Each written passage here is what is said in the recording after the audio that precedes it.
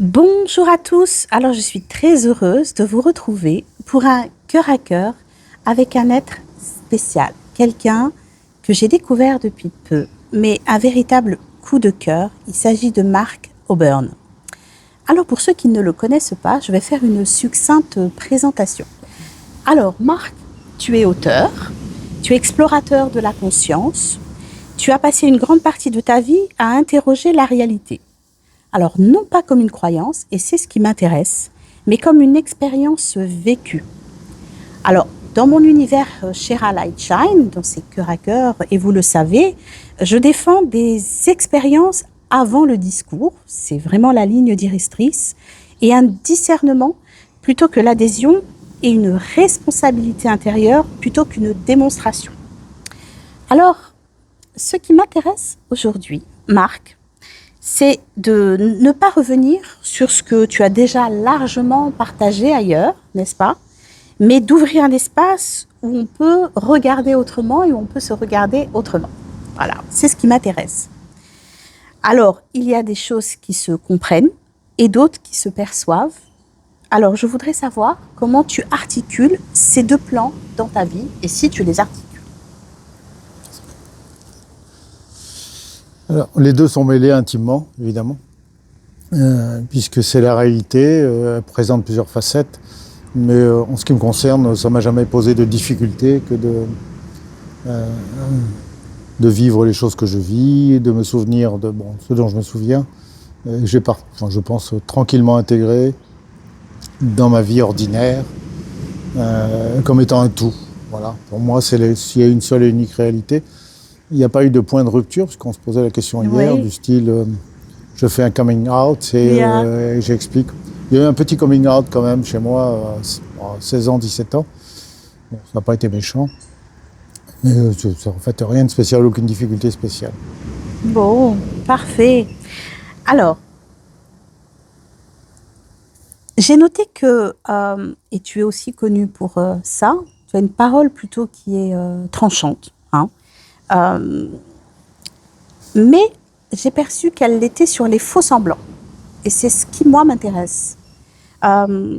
Pour certains, ils vont la qualifier comme une forme de dureté, mais j'ai plutôt perçu une grande exigence vis-à-vis du vrai. C'est comme si tu as une capacité vraiment à débusquer le faux. Et cela vient aussi d'une sensibilité très fine à ce qui sonne juste. C'est vraiment ce que j'ai pu observer. Est-ce que je me trompe? Alors bon, un petit peu d'historique me concernant. Je n'en ai pas beaucoup parlé, mais je viens d'une famille relativement modeste, on va dire une famille moyenne. Mon père et ma mère travaillaient. Mon père était issu de l'immigration, il venait des pays de l'Est. Et c'était un très bel homme, très séducteur. Et ma mère avait une position correcte à l'époque, elle était infirmière. Et donc toutes ses collègues lui ont déconseillé de se marier avec un étranger qui travaillait dans une ferme. Mon père travaillait dans une ferme quand ils se sont rencontrés. Donc le plus bas niveau social qu'on puisse imaginer. Ouais. Donc j'ai grandi dans une famille de travailleurs. Et j'entendais souvent mon père rapporter les colibés dont il faisait l'objet en tant que travailleur étranger. Comme subissent probablement les gens issus de l'Afrique du Nord à l'époque, c'était les Polonais, c'était les Yougoslaves, des gens comme ça. Alors lui, il était slovène, on appelait ça la Yougoslavie à l'époque. Donc il revenait, il devait subir ça de la part de ses collègues tous communistes, ou socialistes, principalement communistes, parce qu'il a travaillé beaucoup en usine après. Il était dans une usine où on fabriquait des vannes, il a travaillé dans une fonderie. Donc j'ai grandi dans cet univers de travail, dans lequel l'effort était pas un vain mot. Ma mère travaillait beaucoup également, c'était le moment où les infirmières ne comptaient pas leurs heures et quelquefois je ne la voyais pas pendant 3 jours parce qu'il y avait les accidents de la route. Ah, oui. Donc j'ai dû m'y mettre très tôt aussi, puisque mes deux parents travaillant, il y avait des tâches ménagères que très tôt j'ai assumées avec eux ou de manière indépendante. Donc, ce qui explique aussi mon caractère indépendant vis-à-vis de tout ça.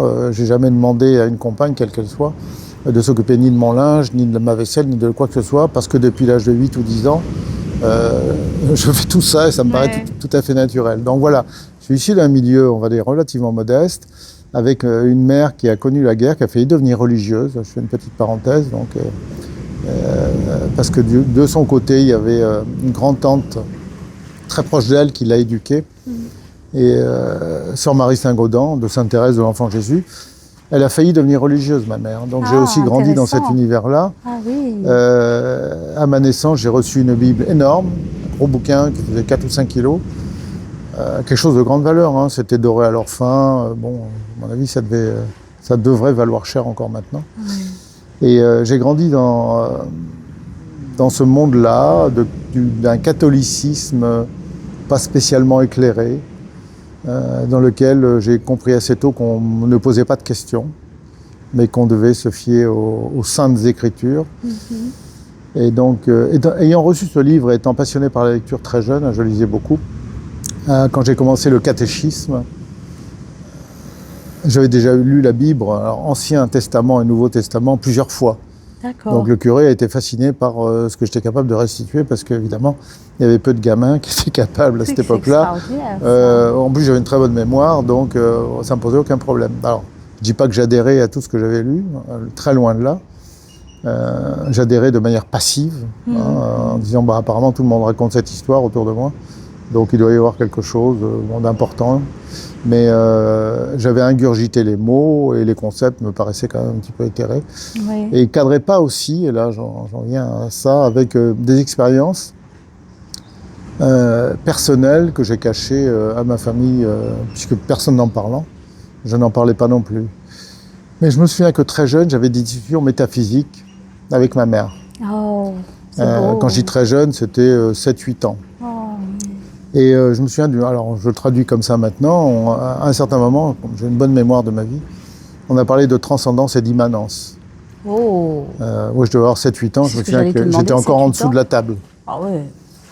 Je lui ai demandé si Dieu, dans sa conception, était partout ou s'il était localisé dans un endroit en particulier. C'est moi qui avais posé la question. Extraordinaire. Je me souviens de cette discussion. Ma mère m'a répondu, d'après moi, il est partout. Et c'est la position que je partage encore actuellement. Ouais. Et puis, j'ai terminé cette courte présentation pour apprendre à lire. Après la première année d'école, ma mère m'a fait travailler et elle m'a dicté un livre que j'ai sous la dictée que j'ai copié intégralement, qui s'appelait Le Petit Prince de Saint-Exupéry. C'est magnifique. Alors voilà, elle a fait preuve d'une patience folle. C'est beau. Laborieusement, alors c'est pas un gros livre, Ouais. mais j'ai appris à lire avec ça, enfin j'ai continué à apprendre avec ça. Et donc, rapidement, j'ai adoré lire. Et j'étais un enfant très introverti. Oui. Et je lisais 4 livres par semaine. J'ai eu la chance aussi, j'ai eu de la chance dans ma vie, que des gens m'offrent des livres.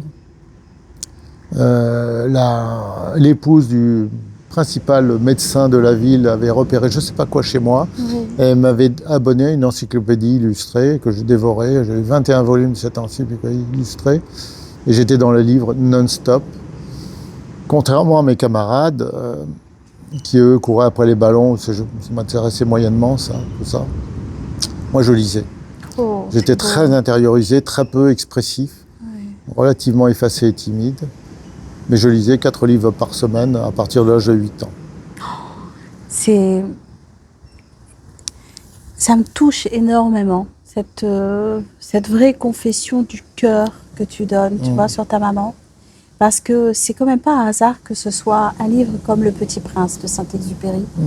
Parce qu'il y a une profondeur et différentes lectures et qui appellent aussi sur un autre monde. C'est comme si elle t'avait donné aussi cette clé pour ouvrir ce monde d'intériorité avec toi-même et qui te donnait aussi accès à un univers bien plus vaste auquel aussi par tes capacités tu avais accès. Oui. Vraiment. C'est vraiment ce que je perçois et oh waouh, c'est fort. Merci.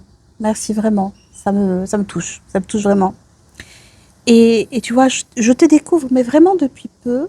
Mais en même temps, il y a des êtres pour lesquels il y a comme une forme de réelle reconnexion dans la vérité et dans l'authenticité. C'est vraiment ce que je vois en toi. Et je ne suis pas là pour te vendre et je ne suis pas là pour te brosser dans le bon sens du poil. J'ai une lecture où souvent les gens ont envie qu'on les voie d'une certaine façon. Et donc, ils projettent une image d'eux qui est distorsionnée. et les gens la perçoivent distordue. Je crois toujours que c'est dans la simplicité des actes de la vie qu'on voit l'être tel qu'il est. Et tu m'as permis cela depuis ces 2 jours où on s'est vu. Depuis hier. Exactement, juste depuis hier. Mais tes simples gestes et tes simples paroles traduisaient la vérité de ce que tu es et il y a une réelle authenticité. Et derrière ça, j'ai vu aussi beaucoup d'amour, mine de rien. Même s'il ne porte pas le nom de l'amour au sens mièvre du terme aujourd'hui, mais je vois quand même qu'il y a un amour de l'humain, mais un amour exigeant. Qu'est-ce que toi tu en dis? Est-ce que tu perçois ce que tu m'as montré? J'ai vu un amour exigeant de l'humain. Qu'est-ce que tu en dis? Oui, Chéza, c'est pas forcément les questions qui me traversent l'esprit. Comme je te l'ai dit, j'étais un garçon, jusque l'âge de 13 ou 14 ans, très introverti. Ça ne veut pas dire que j'avais pas de vie sociale, hein, mais je passais mon temps dans les bouquins et au collège, j'ai été détecté par mes professeurs comme étant surdoué, en particulier en philosophie. Enfin, c'est un grand mot, la philosophie, au collège. Mais quand je me mettais à écrire, c'était vraiment des choses fleuves. Et là, je peux raconter une anecdote intéressante, c'est-à-dire que donc c'était les classes de 5e et de 4e. À un certain moment, je me suis lâché. C'est-à-dire qu'au lieu de faire les choses de manière conventionnelle, j'ai soudain lâché ce que j'avais en moi. Et donc, il n'y avait pas de référence, même par rapport aux ouvrages que je lisais. Ça sortait vraiment de moi, de ce que j'étais intérieurement. Et là, j'ai commencé, donc j'avais des bonnes notes, hein, c'était pas le problème. Là, c'est devenu stratosphérique. Donc j'avais 18,5, 19,5. Dans ce qu'on appelait les rédactions, y compris les rédactions libres. Et puis il y a eu un jour quand même, il s'est passé quelque chose.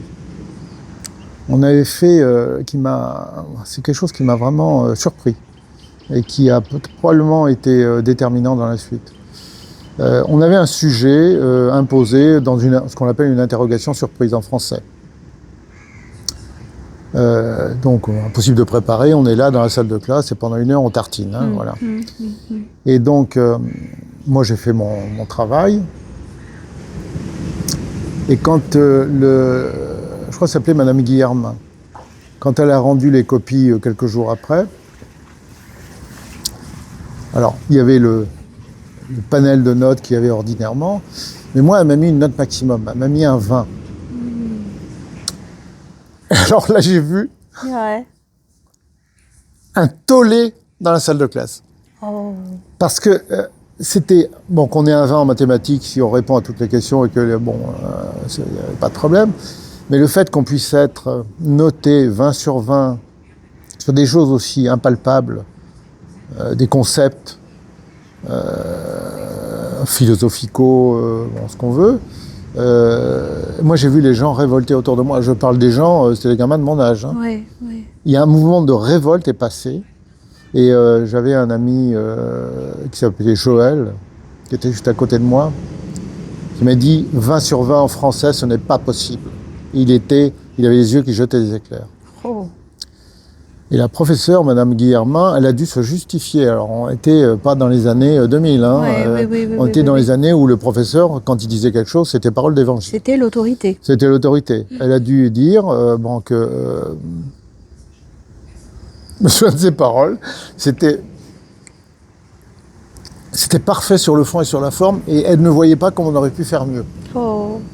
Donc, ça n'a pas convaincu mes collègues. Et j'ai fait face à une vague d'agressivité à ce moment-là, et je me suis dit, je dois baisser d'un cran, je dois réduire... Ton intensité. Ouais, je dois réduire l'intensité, parce que là, c'est trop pour eux. Ouais. Alors, j'en fais pas non plus un fromage, mais ça m'a vraiment surpris, et je me suis senti agressé, parce que j'étais agressé.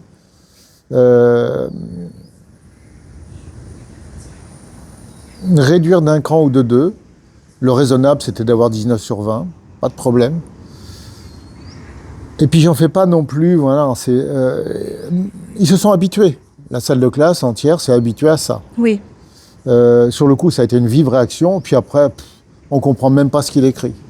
J'avais ça comme... Je me souviens que Joël me disait, je comprends même pas les titres de tes dissertations libres. Je ne sais même pas de quoi tu parles. Ouais. C'est vraiment étrange parce que c'est vraiment étrange parce que j'ai vraiment comme cette image où pour être accepté dans ce monde, il a fallu que tu réduises ta lumière intérieure. Parce que ce que tu proposes, je pense, c'est humainement parlant, au-delà de l'aspect de tous les enseignements que tu peux donner, tu proposes de laisser passer l'information comme une forme d'autoroute. Ça veut dire que tu as cette capacité intérieure à ne pas la filtrer, mais à la restituer quasi à l'identique. Et peut-être que l'intensité, la force de l'information, elle est beaucoup trop haute pour la plupart des gens qui sont sur cette terre-là et qui ne peuvent pas, ils n'ont pas le réceptacle pour pouvoir recevoir ça. Et est-ce que tu penses que derrière ça, du coup, ça a conditionné derrière? Ouais, ça a conditionné beaucoup de choses. Voilà. Oui, ça a conditionné pas mal de choses, puisque... alors, bon, j'en remets une couche. Hein. C'était à ce point que la prof de français elle parlait de moi 10 ans après. C'est-à-dire que les jeunes frères et sœurs de mes copains allaient à l'école et elle parlait encore de moi. Et donc, mes dissertations, qui étaient des dissertations fleuves, faisaient non seulement le tour de la salle de classe, mais en plus, ça partait chez les parents. Donc mes dissertations, ils étaient captés et ça circulait partout. Et mes dissertations en revenaient quelques jours ou voire quelques semaines après. Ce qui s'est passé, c'est que mes parents se vantaient aussi de ça. Et ils avaient, dans leur univers, c'était principalement des travailleurs et des ouvriers de base. Eh oui. Je me souviens, il y avait les voisins d'en face, on avait la chance d'habiter quand même une petite maison. Ils s'appelaient les Démiers. Et c'était des gens vraiment ultra-communistes, très terre-à-terre, etc. Et quand mes parents ont déballé mes dissertations, ils ont dit « c'est pas possible, ton fils il copie dans des livres ». Ce qui n'était pas du tout le cas. Et donc quand je me suis rendu compte de ça, j'ai développé, alors je vais être très franc, un mépris, mais abyssal envers ces gens-là. Ouais. Abyssal. Et une espèce de colère est montée en moi. Que mon père, ma mère fréquentent des gens comme ça. C'est pas que le fait que j'ai été mis en cause personnellement, c'est pas ça la question. Mais là, je me suis rendu compte que mon père fréquentait des gens comme ça parce qu'il n'avait pas une assez haute idée de lui-même. Oui. Wow. Alors, encore une fois, l'immigré slovène, à l'époque c'était yougoslave, c'était un sale yougoslave. Bon, on me l'a dit aussi. Ah oui. Voilà, tu vois. Bon, ça m'a pas vraiment touché parce que je vois bien que ces gens sont perdus. Ouais. Mais mon père avait droit à ça. Régulièrement. Mais alors il y avait cette espèce de Fertier qui était la fierté de l'immigré. Voilà. Et c'était aussi un séducteur. C'était un vrai beau mec. Oui. Donc il faisait des ravages. Ouais. Il y a pas de problème. Ouais. Il faisait des ravages autour de lui. Moi j'ai compris très très jeune ce genre de choses. Il n'était pas du tout fidèle. Et je crois que les principales femmes du coin y sont passées. Ouais. La voisine de devant, la voisine de derrière, la voisine de côté, tout ça. Au fil des années, on pouvait les dénombrer. Voilà. Donc c'était vraiment un séducteur, un gars qui faisait partie du top, un 10 sur 10, comme on dit maintenant. Voilà. Et il s'en est pas privé. Alors, est-ce qu'il le faisait parce qu'il était passionné, animé par son énergie vitale, ou est-ce qu'il cherchait à compenser cette espèce de handicap de base, qui était le fait d'être un immigré? Ce complexe. Ouais. C'est probablement complexe. Et, mais moi, je ne me sentais pas non plus vraiment appartenir à ça. C'est ça aussi. C'est-à-dire que je regardais mon père circuler, il était très exigeant, parfois violent, en particulier avec moi. Sauf dans les moments où il y avait les bulletins scolaires ou la distribution des prix. C'était l'époque de la distribution des prix. Et là, il était bouffi d'orgueil. T'es beau. Oui, mais je savais que c'était que pour lui. Oui. Ça, je l'ai très vite compris. Oui. Il était bouffi d'orgueil pour lui. Mais il en avait peut-être besoin pour aussi combler ce manque qu'il n'était pas peut-être en mesure. Mais je comprends, évidemment. Et même à l'instant même, je le comprenais. Bien sûr. Et ça ne me posait pas de problème. Bon, voilà, chacun est l'instrument de quelqu'un d'autre et les enfants peuvent être l'instrument des parents. Bon, à ce moment-là, il y avait de la considération pour moi. Dans ces instants-là, à part ça, pour lui, je ressemblais à rien. Bon, franchement. Alors que j'avais pas ça du côté de ma mère. Ma mère a toujours considéré que j'étais... je me suis toujours senti aimé par ma mère. Elle s'est occupée vraiment de moi, elle m'a appris à compter. Je me souviens, Comme j'ai une très bonne mémoire, je me souviens de tout ça, Non, précisément. c'est L'étape de multiplication et tout le reste, elle me les a appris patiemment. Elle avait une patience infinie. Et bon, elle est toujours vivante. Mais en même temps, je sentais, et là je viens à des choses relativement importantes, que je n'étais pas la personnalité qui était en train de se manifester, qui était construite par mon environnement terrestre. Ça devenait de plus en plus clair. Et puis j'avais des expériences de sortir du corps depuis le début de ma vie, dont personne ne parlait, dont moi j'en parlais pas. Donc je savais que quand le petit prince disait je vais partir, mais en fait je vais continuer à exister, moi je savais que c'était vrai. Et oui. Puisque la nuit, je me barrais de temps en temps, je me barrais hors du corps et qu'il n'y avait pas le moindre doute, j'étais vraiment dans un état de légèreté, de plénitude et de bonheur absolu. Et j'attendais toujours ces moments-là. Moi, je referme la parenthèse. De quoi je parlais avant Oui, l'amour de ta maman. Non, alors oui, non. Cette personnalité qui était en train de se construire, qui était une personnalité effacée, intellectuelle, retirée du monde, vers l'âge de 13 ou 14 ans, je me suis dit, ça ne me convient pas. Alors ça, c'est un point important dont je n'ai jamais parlé. Ça ne me convient pas. J'étais vraiment quelqu'un qui réfléchissait.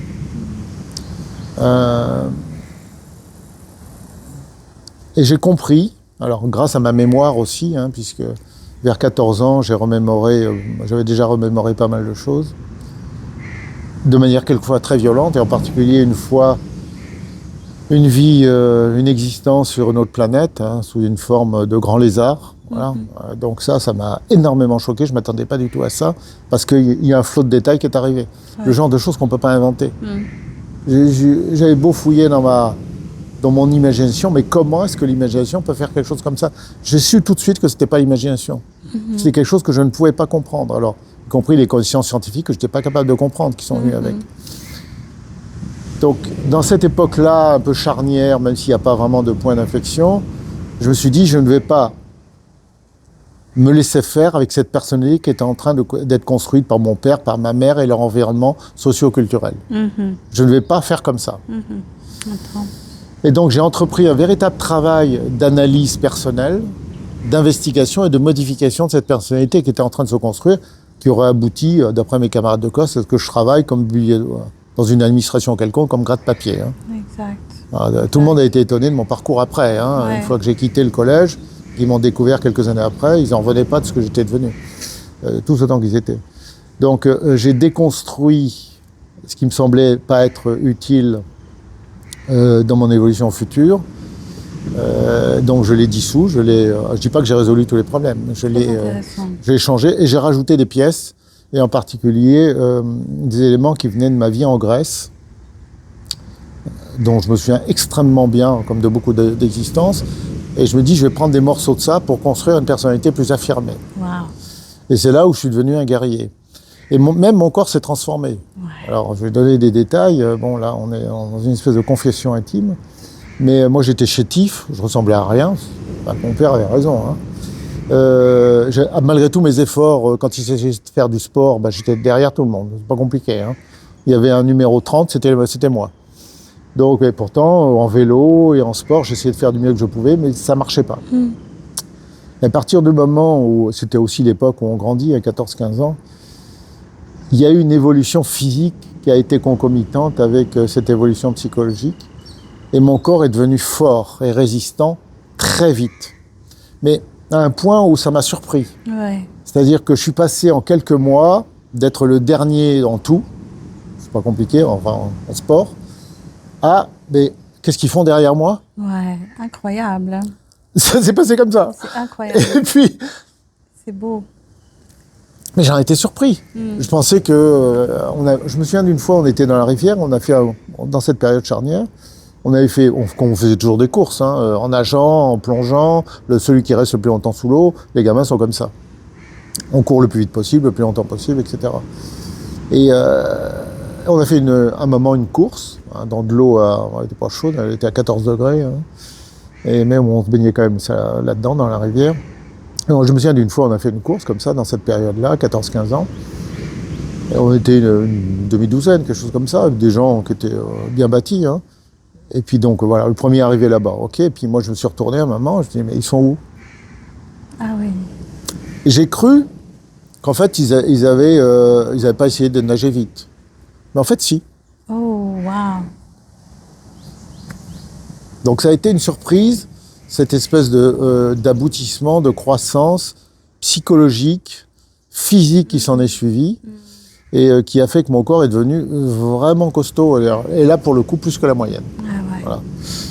Donc, juste pour expliquer ce parcours d'enfance, bon, que je peux détailler beaucoup plus, dans lequel se mêlaient les voyageurs du corps, pas encore la perception de l'aura qui est venue après, le milieu socio-culturel qui était moyen, par rapport à maintenant, ça serait moyen-moins, hein, le racisme anti-étranger, dont j'étais un petit peu victime indirectement, puisque j'étais moitié français, moitié yougoslave, comme ils disaient à l'époque. Et donc, voilà. J'imagine ce que sont les réactions des gens qui viennent d'Afrique, ou d'Afrique du Nord, d'Afrique noire ou d'Afrique du Nord, maintenant, de subir ce poids-là. Ouais. Moi, je l'ai compris, Ouais. parce que j'ai baigné là-dedans. Mais en même temps, tu l'as compris. Alors, je trouve que ce témoignage, ton témoignage, est vraiment d'une grande profondeur et d'une grande espérance, parce que ça montre qu'on peut avoir un parcours qui puisse être prédéterminé à la base et en fait le transformer en amenant du matériel intérieur avec des capacités qui sont, et je te rejoins totalement, à la portée de tout le monde. Bien sûr. Ça ne fait pas de toi un être extraordinaire, mais ça fait de toi un être extraordinaire dans son humanité. Ça suppose que tu as ouvert cette voie avec toi-même et tu t'es autorisé à aller chercher ce qui te manquait pour rendre cette vie dans une totale plénitude. Parce qu'en réalité, la vie, elle est faite pour être vécue pleinement. Elle n'est pas faite pour être uniquement de souffrance. En réalité, ton témoignage, et c'est ce qu'on a parlé hier, tu n'as pas eu des moments disruptifs totaux. Pas vraiment, non. Pas vraiment, en fait. Mais ce sont ces petits moments de vie où, à un moment donné, tu t'es positionné, tu dis, moi, je ne veux pas suivre cette voie qu'on me destine, je prends ma vie totalement en main et je construis mon futur. C'est comme ça que ça s'est passé, ouais. Ouais. J'avais même pas, bon à l'époque, évidemment, d'imagination, ni même d'espoir, ni de fantasme sur une carrière professionnelle. C'était vraiment une construction d'une personnalité qui me paraissait plus adéquate par rapport à celle que j'avais laissée construire par l'extérieur. C'était vraiment ça. Et j'avais une volonté de faire. Ça, par contre, j'ai toujours une volonté de faire, même si physiquement, pendant des années, ça n'a strictement rien donné. J'avais une énorme volonté. Et quand j'écrivais, je rentrais dans ma bulle, comme je fais maintenant encore dans l'écriture, et ça venait pas des ouvrages que j'avais lus, etc. Ça venait de mon monde intérieur, qui est ce qu'il est. Voilà. Bon, je me suis jamais véritablement senti supérieur à quoi que ce soit. Ça, c'est sincère. Oui. Même si ma personnalité actuelle, celle qu'on a qualifiée de Rambo pendant de longues années, peut donner le change, mais fondamentalement, j'ai pas un grand attachement à cet ego-là. C'est juste comme ça. Je n'ai pas un grand attachement, parce que je sais, là, pour le coup, c'est très clair que c'est juste un habillage, c'est juste un personnage. Ouais. Et qu'il y a des, comme dirait Shradalou, qui est présent, qui est derrière, il y a des couches, il y a différentes strates. Et cet assemblage-là, il est varié. Et on présente une certaine facette à la société. Et j'ai décidé de présenter une certaine facette, moi, en tant que personnage, écrivain et youtubeur maintenant, qui était assez semblable à celle que j'avais en réalité dans le business. Oui. Parce que plus tard, alors que je pensais que j'allais devenir strictement rien du tout au niveau professionnel, eh bien, la vie a fait que ça ne s'est pas passé comme ça, que j'ai eu un certain succès assez rapidement. En démarrant au plus bas de l'échelle sociale. Hein. Ouais. Parce que quand j'étais étudiant, j'avais pas un sou, je comptais les centimes. Ouais. Donc j'ai connu ça aussi. Hein. Ouais. Bon, voilà, c'est pas que je m'en vante maintenant, mais j'ai connu ça. Et quelques années après, je gagnais l'équivalent de maintenant 15 ou 20 000 euros par mois. Ouais. Voilà. Oui, tu es passé du rien, mais en fait, c'est vraiment par mon toutes travail. les constructions et par le travail. Ah, c'est par le travail. Mais en fait, c'est le travail par ton intellect, par ce que tu mettais en œuvre, mais c'est ton travail intérieur. C'est là où il y a une projection qui est intéressante. C'est ton travail intérieur de constitution de l'être que tu es réellement, avec l'image de ce que tu es, qui a été chercher ce matériel et qui l'a manifesté dans la matière. Oui, je ne sais pas si tu n'aurais pas dû te passer le micro. Alors, on essaye, vous nous excusez, mais on essaye vraiment de jongler avec un micro. Micros. Alors, j'espère que vous aurez entendu, et puis je ne peux pas revenir parce que c'est tellement là-dessus spontané. Vous savez comment je fonctionne. Je suis sur l'instant présent, donc je ne suis pas capable de vous redire ce que j'ai dit, mais ça n'a pas d'importance. Ce qui compte... Mais je pense qu'on t'a entendu quand même. Voilà, j'espère. Mais voilà, ton témoignage est tellement vrai, touchant. Je vais revenir à un regard, si tu permets, à un regard sur cette humanité, sur cette planète. Voilà. On parlait du Petit Prince de Saint-Exupéry. Oui. Imaginons que tu sois ce petit prince de Saint-Exupéry, que tu regardes cette planète et comme un observateur. Oui. Et je te demanderai qu'est-ce qui te touche aujourd'hui ? Est-ce que c'est la beauté intacte qui résiste ou est-ce que c'est le potentiel humain qui n'est pas encore abouti, mais que tu perçois ? Alors, le personnage ordinaire, celui qui se présente devant la caméra, va te dire moi, cette humanité, elle me fait ni chaud ni froid. Bon. Par contre, prendre du recul et voir la planète, je l'ai fait en réalité. Bon, voilà. J'attendais que tu le dises. Oui. Donc j'ai pris du recul, hors du corps, j'ai contemplé cette planète et je me suis découvert avec surprise une espèce de tendresse pour cette population de fourmis très peu évoluée qui est sur cette planète et quelque chose que je n'avais pas développé en moi au ras du sol. Donc voilà, quand je défocalise et quand je m'éloigne, je peux éprouver cette sorte de tendresse, mais elle n'est pas si importante que ça. Parce que mes véritables attachements ne sont pas sur cette planète. Ça, je vais être très sincère. J'aime beaucoup plus mes familles il y a quelques centaines de milliers d'années que les humains terrestres, même si on rencontre sur cette planète des gens qui font vraiment penser à la famille cosmique.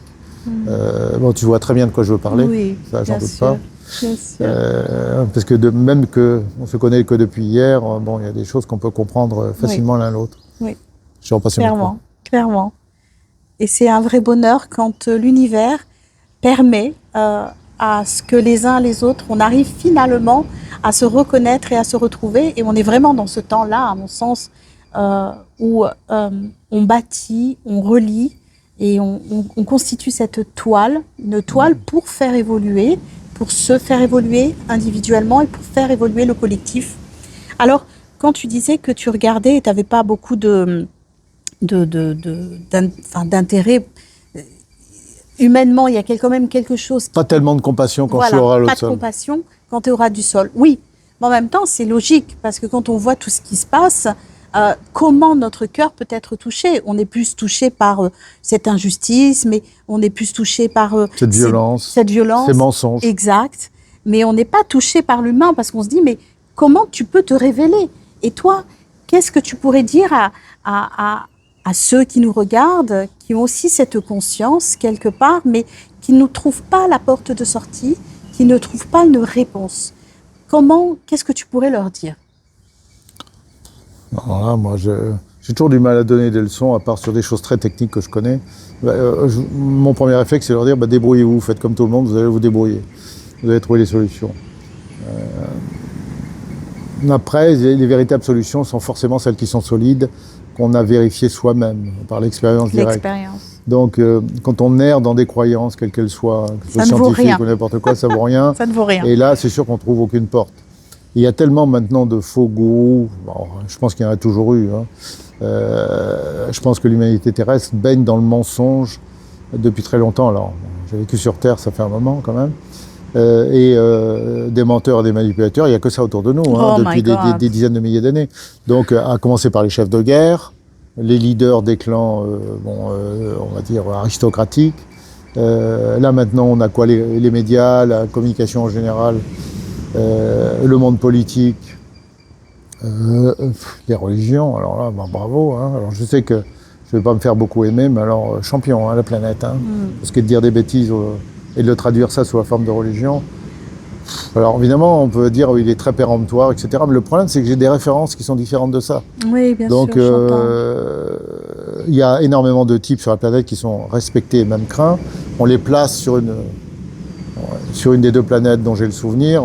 Ils sont simplement dans un zoo. Exact. Parce que c'est des handicapés mentaux et personne ne fait attention à eux. Bon, ils iraient dans un zoo. Donc, le problème, c'est que j'ai ces référentiels-là. Et même des référentiels esthétiques. Quand on regarde les bâtiments, ceci ou cela sur la planète, avec Anne, mon épouse, que tu as découverte aussi. Quelqu'un que j'apprécie aussi beaucoup. Même si on se connaît depuis peu, mais c'est extraordinaire. Ouais, Anne est vraiment extraordinaire. Et j'aime ce regard que tu portes sur... Et j'aime ce regard que tu portes... Je te dis, je vois toujours les petits détails. C'est ce qui révèle l'être. Et je vois le regard d'amour que tu as pour ta femme.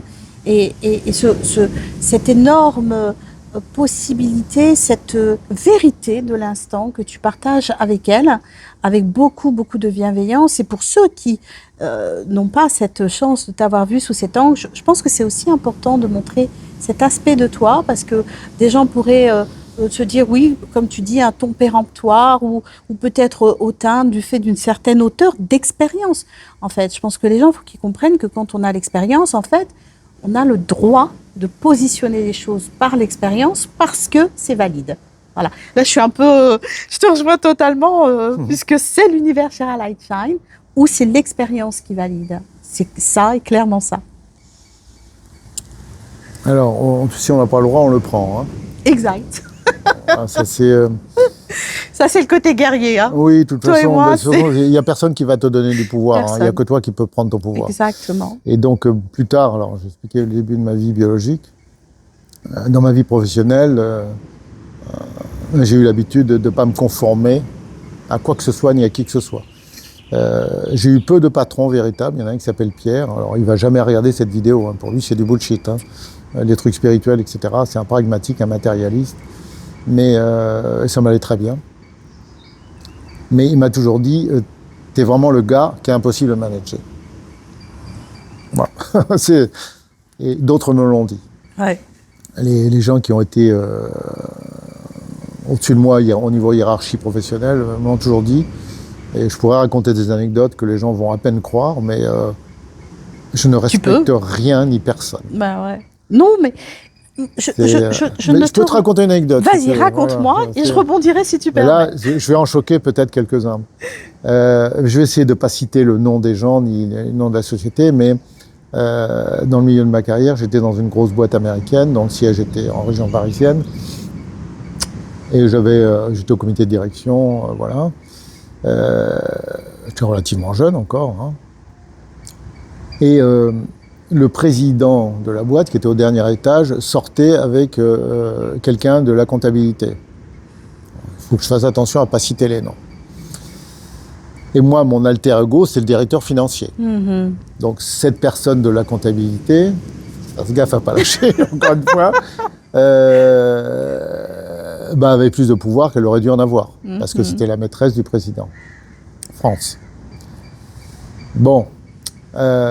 J'étais dans la boîte depuis quelques mois, on avait racheté beaucoup de sociétés et il fallait intégrer tout le marketing, la logistique, la politique commerciale, voilà. Bon, je me suis occupé de ça. Ça a fait un gros dossier très complexe. À l'époque, on utilisait très peu les ordinateurs encore, enfin un peu, mais bon, j'ai connu l'époque où si quelqu'un utilisait un ordinateur, c'était obligatoirement une secrétaire. Ah oui. Et moi, j'étais le premier dans la boîte à l'époque à dire je veux un ordinateur, j'en ai besoin. Le premier, carrément. Alors, je me souviens que le directeur général de l'époque est venu avec un ordinateur portable en 2 étages. Il m'a dit voyons ce que tu es capable de faire avec ça. Par défi. Alors, il sortait de HEC ou quelque chose comme ça. Et puis 3 jours après, il est venu me voir et je lui ai dit voilà ce que j'ai fait. J'ai fait un tableur pour améliorer mes négociations. J'étais un peu scotché. Bon, bref. Donc, je reviens à cette boîte où. Très hiérarchique puisque le président est au dernier étage. Moi, j'étais patron d'un service relativement important avec un grand open space et plusieurs secrétaires. Et puis cette personne de la comptabilité qui donc avait plus de pouvoir qu'elle aurait dû en avoir vient me voir pour la 9e fois pour discuter de ma stratégie pour l'année d'après. J'avais un dossier comme ça épais qu'elle n'arrivait pas à comprendre. Pourtant, c'était que des maths. Principalement, bon, il y avait évidemment des cover notes qui expliquaient le fondement de la stratégie, les fondements légaux, les fondements commerciaux, les fondements stratégiques. Bon, tout ça a été expliqué. Et elle vient me voir pour la énième fois. Moi, je suis gentil, quand même. Bon, je vais pas relativement gentil, bien que j'aurais un contact assez rude quand même avec. Bon, bref. Elle vient me voir pour la dernière fois, elle me dit « on ne comprend pas ». Enfin, elle parle comme si elle était le président. « Mais qu'est-ce que tu fais ? Mais t'es fou, on va jamais pouvoir réaliser ça ». Bon, je fais une parenthèse, j'ai réalisé ce que j'avais dit. Ok. Le coup de colère me prend, je monte dans le bureau du président. Alors, je raconte le truc.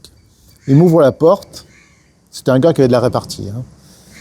Et il me dit « je peux vous voir nanana ?» Alors moi, je lui dis « je peux vous voir nanana ?» Il dit « rentrez, faites attention à la moquette. » Fermez la bouche, vous allez rayer les moquettes avec vos dents. Ça a commencé comme ça la discussion. Il t'a mis à l'aise de suite, en fait. Oui, mais bon, il me connaissait, mais bon, il a pratiquement aucune chance qu'il regarde cette vidéo. Mais il va se souvenir, si jamais il y a une chance sur un jour, il l'écoute, il va se reconnaître, mais alors... Et je dis, écoutez, j'en ai marre. Vous voyez, j'en ai marre de voir cette jeune femme traîner dans mes baskets, avec ses baskets dans mes trucs, elle comprend rien. En plus, c'est pas son rôle de venir m'interroger sur tout ça. C'est plutôt machin, le directeur financier, à qui je suis censé en discuter à l'échelon financier. Alors, je le vois sourciller, je dis, puis en plus, j'en ai ras-le-bol de voir sa tronche, sous prétexte qu'elle est votre maîtresse. Alors, le tabou absolu, Sous prétexte qu'elle est votre maîtresse. T'as mis les pieds dans le plat. Elle vient, attends, Marc, c'est que le début, C'est que le début. Alors, elle vient nous casser les pieds à tous, en fait. Alors, je brise un premier tabou. Ouais, premier tabou, oui. Et après, je le regarde. Alors, c'était un garçon, on va dire, assez corpulent, avec une bonne bedaine. J'ai dit, d'ailleurs, pendant qu'on en parle, comment vous faites pour lui faire l'amour avec la bedaine que vous avez ? Oh my God. Je te jure, ça s'est passé comme ça. Le mec, il s'est pas démonté. Il avait son bureau, il avait une petite table comme ça, ronde, où il recevait ses visiteurs. Il m'a dit, approchez-vous de la table. Il avait un sacré réparti. Approchez-vous de la table, arrêtez-vous, penchez-vous, je vais vous montrer. Oh my God, il a fait ça. Oui. Voilà, c'est pour... Alors, bon, je termine la petite histoire. Alors évidemment, étant aussi insolent, irrespectueux, mon compte était bon. Et il a fallu se débarrasser de moi. Son problème, c'est que j'avais Tu connaissais un secret. Non, même pas ça. J'avais annoncé quelques mois auparavant en comité européen, devant le président Europe, qui était un Américain, alors je fais une parenthèse, qui était réputé faire partie de la CIA. Il était pilote de chasse et il était réputé appartenir à la CIA. Et on murmurait qu'il appartenait encore à la CIA, ce dont je ne doute pas. C'est un mec très froid. Jamais son visage ne traduisait le moindre sentiment. Et j'avais présenté ma politique pour l'année d'après, et tout le monde s'était foutu de ma gueule, il m'avait appelé Rambo, encore une fois. Ils ne s'étaient pas donné le mot avec mes précédentes boîtes, mais ils m'avaient retrouvé le même surnom. Et en particulier les Allemands qui se sont mis à se foutre de ma gueule en disant « Ouais, Rambo », parce qu'ils avaient une situation similaire à la France. D'accord. Et eux, ils disaient que c'était impossible à régler de la manière dont je le disais. D'accord. Donc oui, mais Rambo va nous montrer, bien sûr, Rambo va nous faire ça. Voilà. Ah oui, tu vois. Et à la fin de la réunion, le président Europe a dit vous, les Allemands, vous allez faire comme les Français, comme ce que lui, il a dit. Oh. Voilà. Bon, évidemment, tout le monde pensait que ça allait foirer, sauf que l'année d'après, j'avais réussi tout ce que j'avais dit. Oh. Et même au-delà. Oui, donc là, tu as relevé le défi. Et même au-delà, au point que quand les Américains ont envoyé des audits, parce qu'ils ont confiance à personne, et pour le coup, ils ont raison, même s'il y a des rapports financiers, tout ça qui émanent du directeur financier, pour le coup, ils envoient quand même des audits indépendants pour éplucher tout ce qui se passe. Et normalement, ils ne vont pas me voir moi, ils vont voir le directeur financier, le président. Et là, ils viennent me voir en disant « on ne comprend pas comment vous avez fait ». Non seulement vous avez accompli ce que vous avez dit, mais vous avez en plus ramené 80 millions de dollars de profit net, en plus de ce qu'on vous avait demandé. Et on t'était le super élément, sans déconner. Mais oui, comment vous avez fait? Donc, je vais expliquer grosso modo. Et quelque chose comme un mois après, j'arrive au bureau un matin, et je vois une grosse enveloppe sur mon bureau de Federal Express qui venait de Dallas, aux États-Unis. Un grosse enveloppe, plein de trucs. Alors j'ouvre et je vois un paquet de stock options de la société mère. Waouh, récompense. Alors mon réflexe, je monte au dernier étage avec mon enveloppe sous le bras et je vais remercier mon président d'avoir intercédé pour moi. Et là, je vois sa tronche, il n'était pas au courant. Il n'était pas au courant. Les Américains ont fait ça. Squeezé Et là, il a compris, parce que c'était un garçon très intelligent, il a compris que où je dégageais, où il était mort. Ouais, c'est ça. Et donc j'ai dégagé. Donc t'as dégagé. Donc j'ai dégagé, moi je savais très bien que je ne pouvais pas tenir le coup, en face de, bon, malgré tout. Et donc je trouve une autre boîte. Je suis parti dans une autre boîte avec un meilleur poste et encore un meilleur salaire. Honteux, hein. Si je disais le salaire que j'avais à l'époque, les gens vont dire, mais c'est honteux. Mais oui, c'est honteux. Bah oui, c'est comme ça. Et lui, il a été viré 6 mois après. Une bonne partie des raisons, c'est que la boîte m'a perdu. Voilà. Je te raconte l'anecdote pour t'expliquer que je ne respecte rien. Et je n'ai peur de rien. Alors, dans ce positionnement que tu as, qui est presque à la limite provocateur et effronté, moi j'y vois quelqu'un qui bouscule les structures pour en inventer d'autres.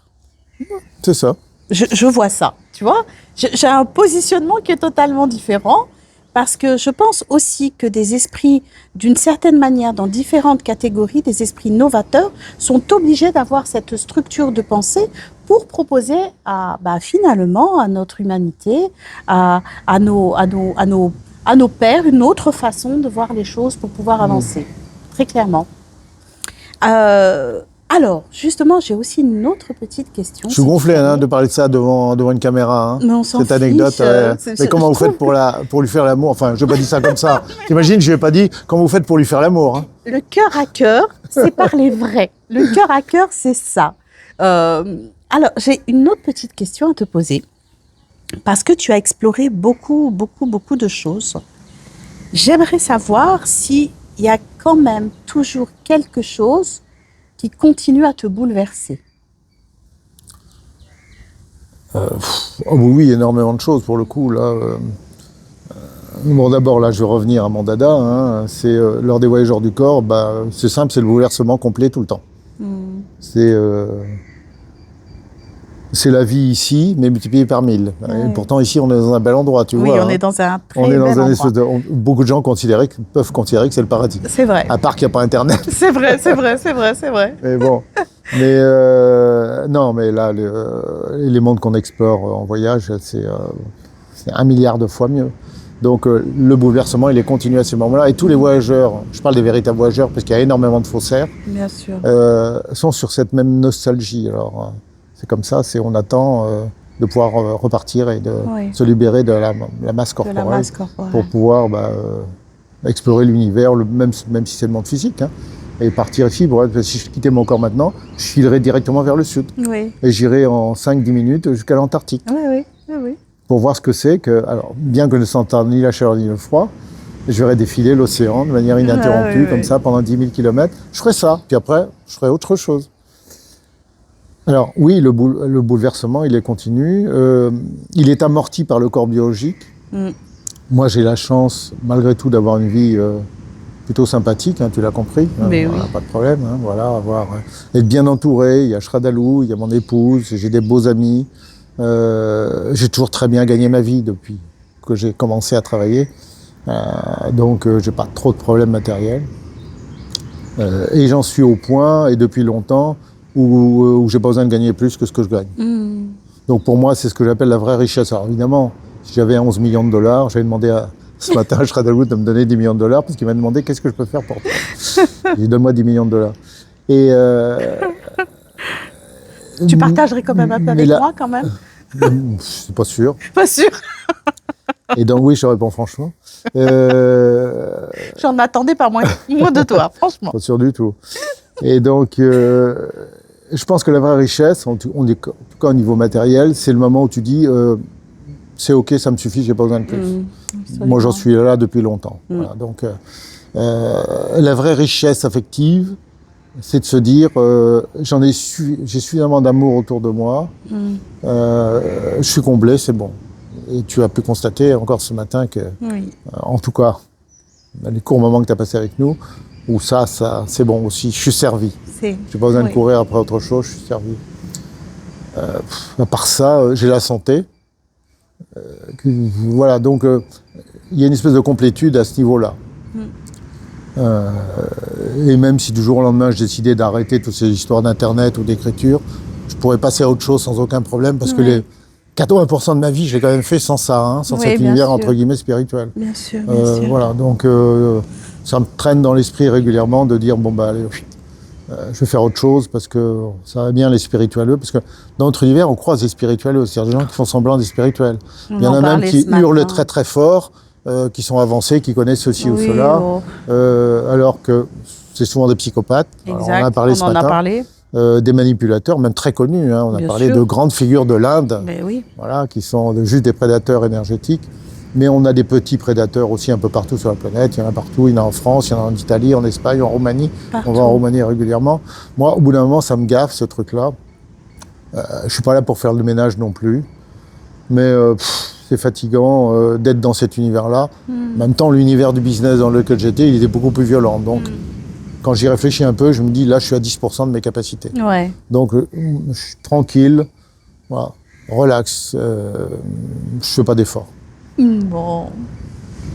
Alors, j'ai une dernière petite question. S'il te restait qu'une seule chose à vivre, hein, plutôt qu'à comprendre, laquelle serait-ce ? Alors, moi, j'ai même pas besoin de réfléchir. Je veux vraiment récupérer mon matos que j'avais il y a 800 000 ans sur SS2B. Je veux mon vaisseau spatial de 600 mètres de long, ses capacités multidimensionnelles, parce que c'est à moi. Je veux le récupérer, j'en ai marre d'être collé ici et puis d'avoir à faire 1 heure d'avion pour retourner de Colombo à Pondichéry, enfin à Chennai. J'en ai marre des technologies inférieures. Donc oui, si je souhaitais quelque chose, c'est ne plus avoir ma résidence personnelle sur Terre, mais dans ce vaisseau, qui est suffisamment grand pour... voilà. Et d'aller me balader où je veux, et venir ici de temps en temps, pour voir la merveilleuse humanité évoluer, tu vois. Tellement fascinant de voir cette humanité évoluer. Donc, j'ai même pas besoin de réfléchir, je répète, si j'avais un souhait qui peut paraître insensé à formuler, ça serait celui-ci. Mais le pire, c'est que c'est tout à fait réalisable. Je vais récupérer mon matos un jour, et ma condition.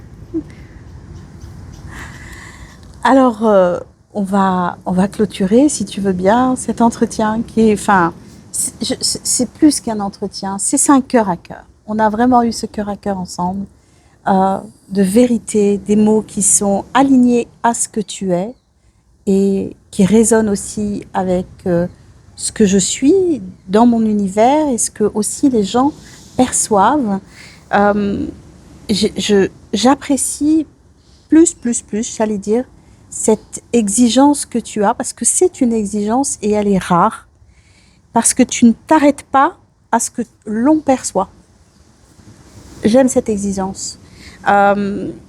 Tu as cette exigence qui va te permettre d'accepter de vouloir transformer et ne pas renoncer. Et ça, c'est un vrai message d'espérance. Voilà. Je te remercie encore. Merci, cher ami. On s'est trouvé de nombreux points communs et... tu disais que c'était une espèce de synchronicité parce qu'on était à 1 heure l'un de l'autre. Moi, la synchronicité, je vois plus dans la capacité d'échanger et parce qu'on était proches. Parce que j'ai expliqué que j'étais très rationnel et que moi, les synchronicités, je les observais d'une manière différente. Parce qu'on est proches, on a pu se rencontrer et on s'est découvert effectivement des visions communes, mais aussi des connaissances communes. Des connaissances humaines et des connaissances, on va dire, psychiques communes. Oui. Ouais, c'est... quand je t'ai montré la collection de photos que j'avais de... Tu te souviens de ça, quand on a visité Rachel, à côté de la zone 51, il y a des grands panneaux dans ce restaurant, magasin, bar, tout près de la zone 51. Il y a 200 habitants à Rachel, quelque chose comme ça, ou 150. Et parmi toutes les photos au mur, tu as repéré exactement celle qu'il fallait repérer. Et là, je dois dire que là, tu as marqué un sacré point. Exactement la bonne. Et je t'ai expliqué pourquoi c'était la bonne. Exact. Je te remercie. Merci pour cette confiance. Merci. Pour avoir été dans cet espace de mon cœur, de cet amour, tout simplement, fraternel, qu'on a l'un pour l'autre. Merci pour ce temps. Ben, écoutez les amis, je suis très heureuse d'avoir partagé ce moment vrai avec vous. On se retrouve très très prochainement pour un prochain cœur à cœur et surtout n'oubliez pas, brillez, brillez comme jamais. À très vite. Ça va, commissaire Schradalou? Wow, my God. Là, c'est bon, là, j'ai dit des choses que j'avais encore jamais dites sur... C'est fini. C'est J'ai arrêté, là. Elle n'est pas arrêtée?